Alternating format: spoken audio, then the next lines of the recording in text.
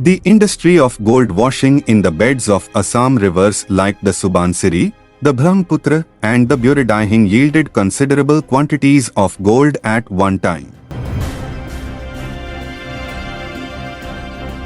The Kacharis used to rule over a vast territory in Assam before the Ahoms.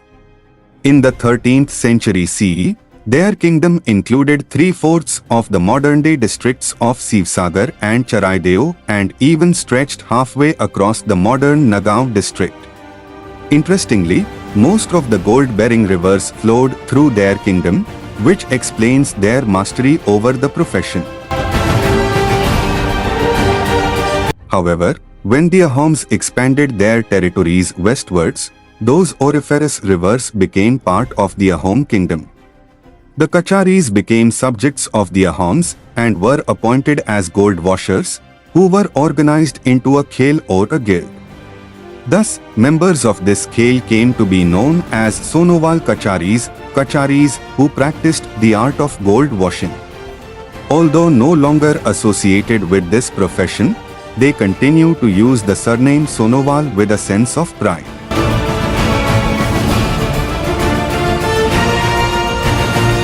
Maniram Devan, one of the most celebrated Assamese of the 19th century, explains the gold washing process of the Sonowal Kacharis in his book, Native Account of Washing for Gold in Assam, 1838.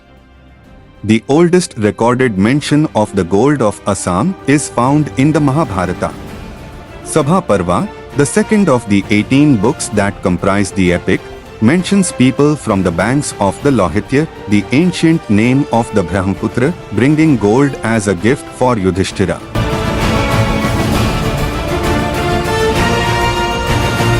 Seventeenth-century Mughal chronicler Shihabuddin Talish, in his text Tarikh-i-Assam, mentions how gold was found in the sands of Assam.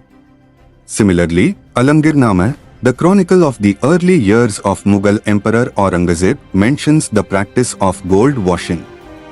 Likewise, Jean-Baptiste Tavernier, the famous French gems merchant as well as traveler, fleetingly mentions the gold mines of Assam in his travelogue Travels in India.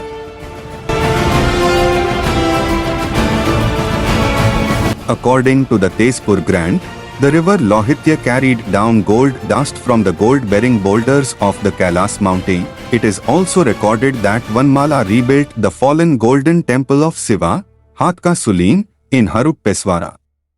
It is probable that the reference in the Arthasastra to a variety of gold called Hatka, extracted from the mines of the same name, has a bearing on this, and that such a mine might have existed in the mountains lying to the north of modern Tezpur or at the foot of the Himalayas. The histories of the invasion of Bakhtiyar again state that there was a huge image of gold enshrined in a temple where the invader took refuge when he was surrounded by the Kamrupa army. According to Riazas Salatin, the gold image in the temple weighed 1,000 mounds.